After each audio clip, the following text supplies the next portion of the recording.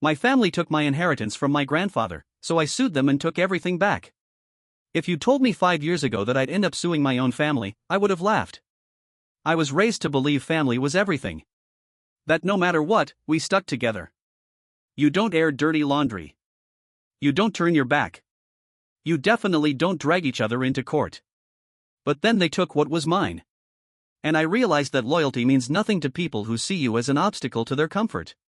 My grandfather, Walter, was the kind of man you only meet once in a lifetime. Hard, stoic, but underneath it all deeply kind. He'd worked his entire life as a contractor. Built half the homes in our town. When I was a kid, I spent every summer hauling tools, mixing cement, and learning how to level a foundation with nothing but a string and 2 nails. He never said it out loud, but I always knew I was his favorite. Maybe it was because I showed up. Because I listened. Because I asked questions when everyone else just rolled their eyes. While the rest of my family drifted through holidays and birthdays with distracted smiles, I was the one who sat beside him, asking about his first job, the war, how he met my grandma. I was the one who showed up to mow the lawn, fix the porch steps, take him to doctor's appointments. He used to tell me, when I go, you'll be taken care of. I didn't ask what that meant. But I believed him. When he passed away, it hit harder than I expected. It wasn't sudden, he'd been declining for months, but that didn't make it easier. I still remember standing at his graveside, clutching the letter he wrote me a month before he died. It wasn't long. Just a few lines. You're the only one who ever really saw me. Take what I left for you and build something. That's what I always wanted for you. That letter sat in my desk drawer for weeks. I couldn't bring myself to touch it. Because part of me believed that the moment I did really looked at what he left, it would make the loss feel final. But I didn't know yet that the real gut punch was still coming. It started with a phone call. My uncle, Raymond, handling the estate. Hey, he said, too casually. Just wanted to loop you in on a few things. We went through the will. Pretty straightforward. Everything's split equally. I blinked. What? Yep. House goes to the family trust. Savings get split 4 ways. Some other small assets. Nothing complicated. Wait, I said. What about me? He hesitated. You're in there. Everyone gets a fair share. No, I said. Grandpa told me he left me something. Specifically. Well, he didn't leave a detailed breakdown. That was a lie. And I knew it. I drove to the lawyer's office myself. Sat in the lobby for 20 minutes before a tired woman in a navy suit called me in. She offered a tight smile, handed me a copy of the will. I read it 3 times. And I felt my hands shake. Because there on page 4, paragraph 2 was the clause I'd been told about. I bequeath the total sum of $327,000, currently held in a secure account ending in 2947, along with the workshop and associated tools, to my grandson, my name, in recognition of his years of support, care, and service. Clear. Undeniable. And yet gone. Because according to the lawyer, that account had already been closed. Closed? I asked. By who? She looked uncomfortable. Your Uncle Ray and your mother had power of attorney for Walter's estate before his death. They liquidated most assets for estate simplification. It's not uncommon. I stared at her. So they emptied my inheritance before he died? She hesitated. They had legal authority. Did he approve it? She didn't answer. That told me everything. I drove home in silence. Didn't blast music. Didn't call anyone. Just gripped the wheel and felt my whole body tremble with a rage I'd never felt before. This wasn't a misunderstanding. This wasn't poor communication. They'd stolen from me. They'd taken what he set aside, the only piece of security I had coming, and redistributed it behind closed doors under the guise of handling the estate. And worst of all? They knew I wouldn't find out until it was too late. I didn't sleep that night. I sat on the floor of my apartment, surrounded by old photos, me and Grandpa at job sites, sanding wood, laughing over lunch, and I made a decision. I was going to get it back. Not because of the money. But because he wanted me to have it. Because they took something that didn't belong to them. And I wasn't going to let that stand. I met with a lawyer 2 days later. Her name was Kim Navarro, and from the moment she shook my hand, I knew I was in the right office. She didn't ask me how I was feeling. She asked for documents. I handed her everything: my grandfather's letter, the original copy of the will, printouts from the estate summary I'd received, and a timeline I'd scribbled down the night before. She read in silence for 15 minutes. Then she leaned back, folded her arms, and said, "You have a case." I felt my chest loosen. Not in relief, just in validation. Because for the first time since the call from Uncle Ray, someone wasn't treating me like I was crazy. She explained it clearly. Power of attorney ends at the moment of death. Any transfers after that are subject to estate law and probate. But they did it before he died, I said. Right. That's where it gets complicated. If they acted under his consent, it's legal. If they didn't, it's misappropriation. She looked at me carefully. Do you think your grandfather knew they liquidated the account? No. You're sure? Yes. He told me about the money 2 weeks before he passed. He said it was safe.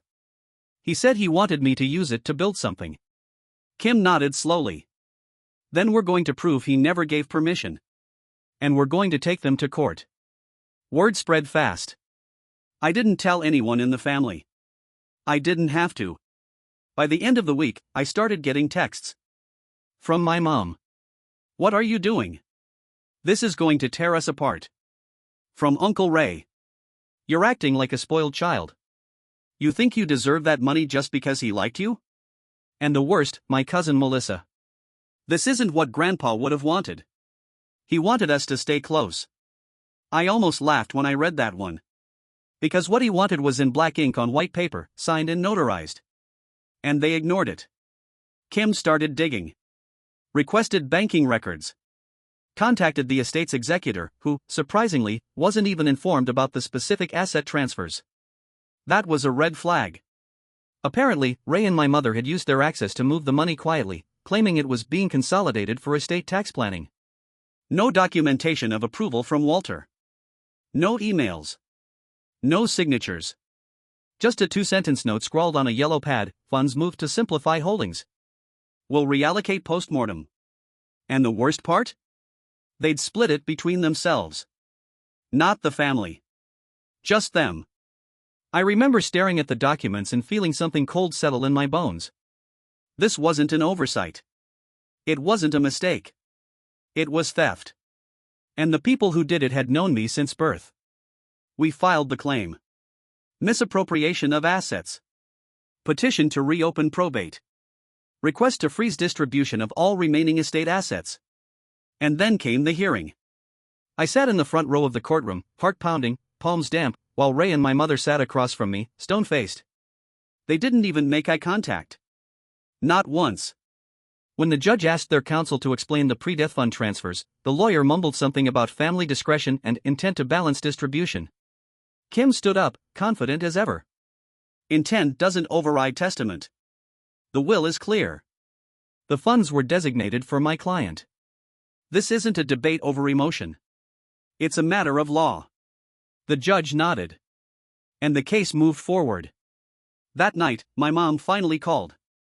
I let it go to voicemail. She left one message. Just 5 words. You're not my son anymore. I stared at the screen. Didn't cry. Didn't break.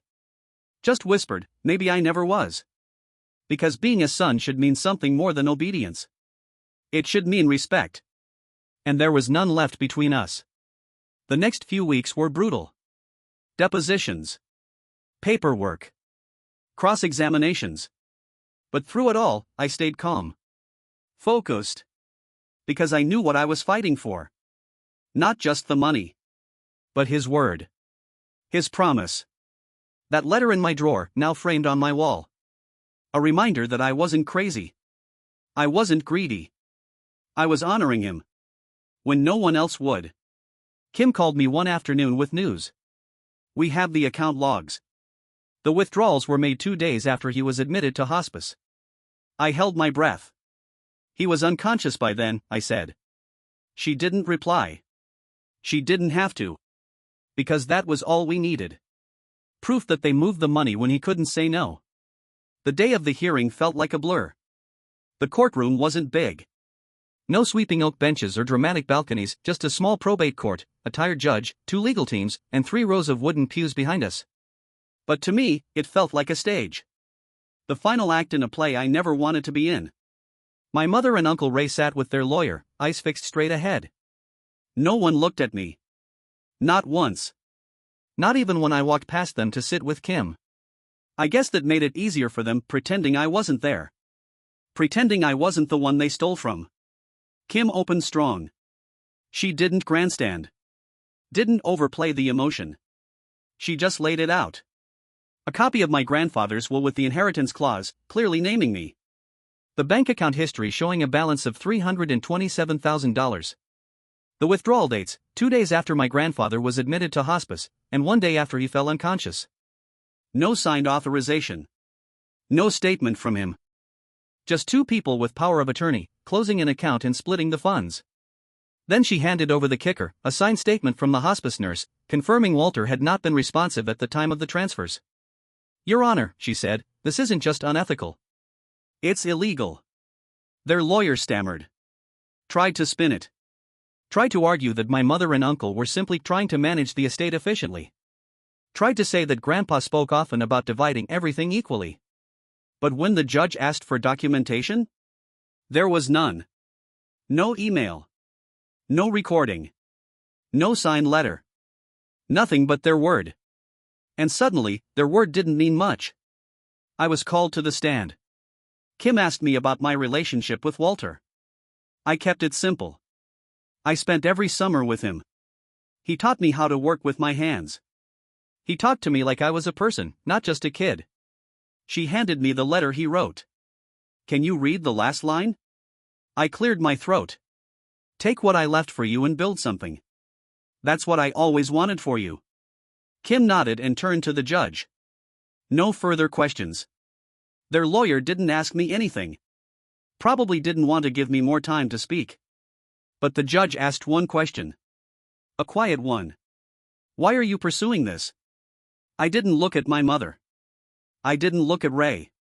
I just said. Because he trusted me. And they turned that into an opportunity to help themselves. This isn't just about the money. It's about his voice. And I won't let them silence it. There was a pause in the room. A silence that felt deeper than quiet. Then the judge nodded. And dismissed me. We didn't get a verdict that day. Probate court moves slower than you'd think. But I saw it in the judge's face.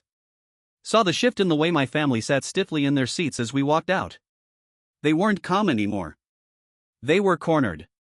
Later that night, I got a message from my cousin Melissa. One line. I didn't know. I'm sorry. I stared at it for a long time. Then typed back. You didn't want to know. A week later, the ruling came. In my favor. The judge's summary was blunt. The evidence shows that the fund transfer was not authorized by the decedent and occurred while he was incapacitated. The designated bequest in the will stands. Funds are to be restored to the plaintiff from the misappropriated share of the estate. Restored. Not refunded. Restored. As if the judge was saying, let's put this back the way it should have been. It wasn't just a win. It was vindication. Kim called me after court to debrief. She said I should feel proud. I did. But not in a gloating way. Just in the way a builder feels when the foundation holds. Like I had done what I was supposed to. And protected what mattered. The money came back in pieces. A court-ordered transfer from Ray's account. A second one from my mother's. Plus interest. Plus legal fees. They didn't speak to me directly. But their lawyer's office did. Trying to negotiate lower fees. Trying to delay the payments. Kim didn't budge. They took it. Now they pay. After the ruling, there were no celebrations. No champagne. No we did it dinner. Just quiet. And to be honest, that's what I needed. I didn't feel like I'd won a war, I felt like I'd pulled something out of the fire, just in time. Something important. Something his. The first thing I did was visit the workshop. It had been part of my inheritance, tucked behind my grandfather's house, a big steel and wood structure with dust still floating in the afternoon light. When I opened the door, the scent hit me hard: sawdust, oil, thyme. It looked untouched. His tools still hung where he left them. His workbench still had a half-finished sketch pinned to the corkboard. I stood there in silence for what felt like an hour. Not crying. Not smiling. Just being. Letting the ghosts of that space settle around me like old friends. I spent the next few weeks cleaning it up. Fixing things. Polishing tools. Sorting out drawers of nails and screws that had been collecting dust for years. I didn't have a plan yet, but I knew this was step one. Something in me needed to start here.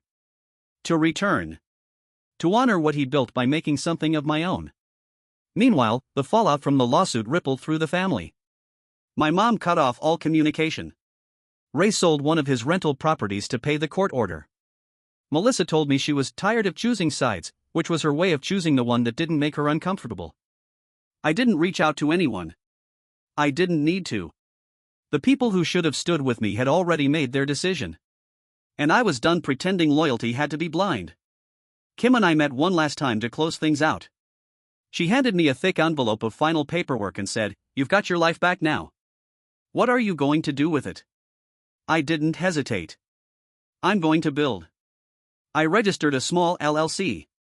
Named it after my grandfather's initials.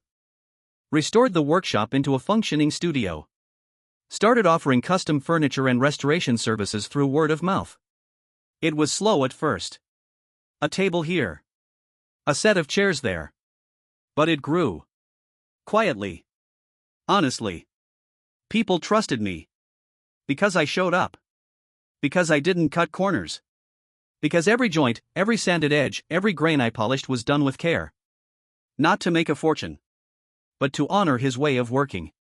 One day, a client brought in an old rocker that had belonged to her father. "This is all I have left of him," she said. "I'll take care of it," I promised. And I did.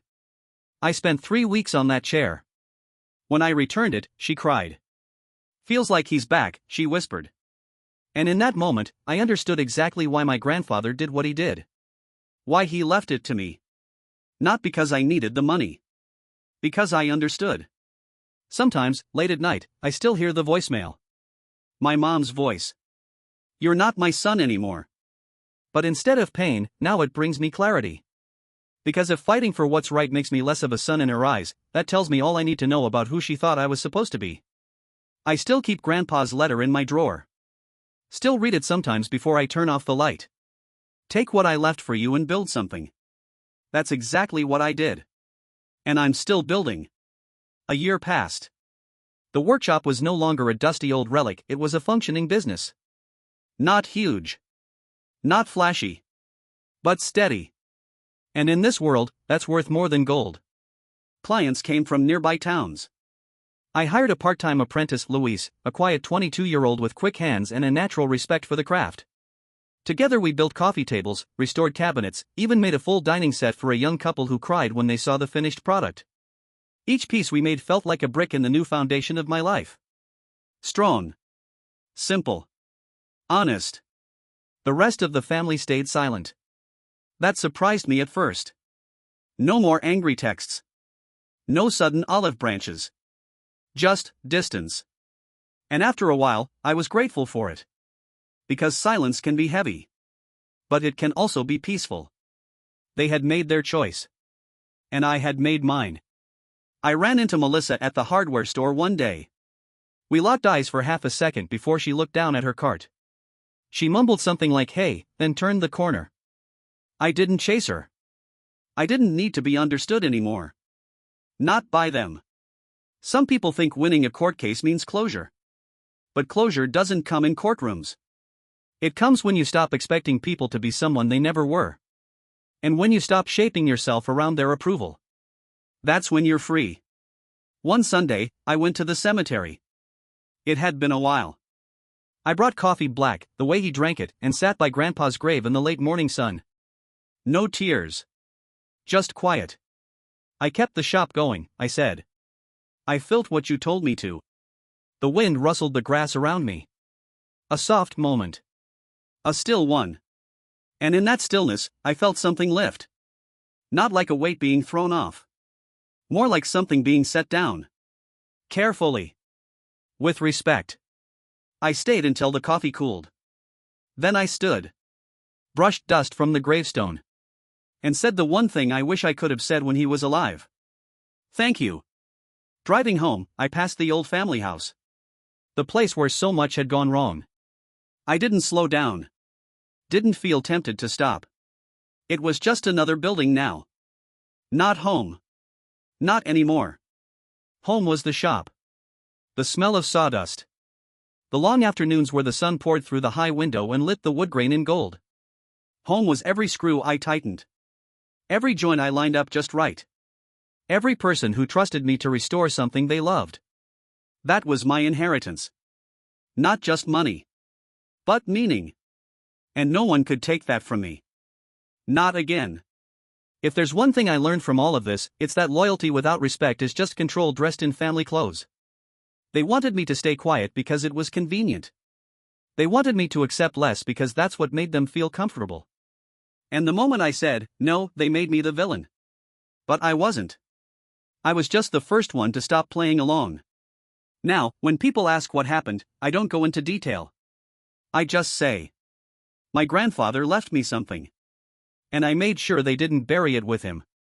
That's enough. Because the rest? The workshops. The hours of sanding. The clients who say you really brought this back to life. That's the story now. Not what they did. But what I did after. That's what legacy is. It's not what you leave behind. It's what someone does with it. And I did exactly what he asked. I built. And I'm still building.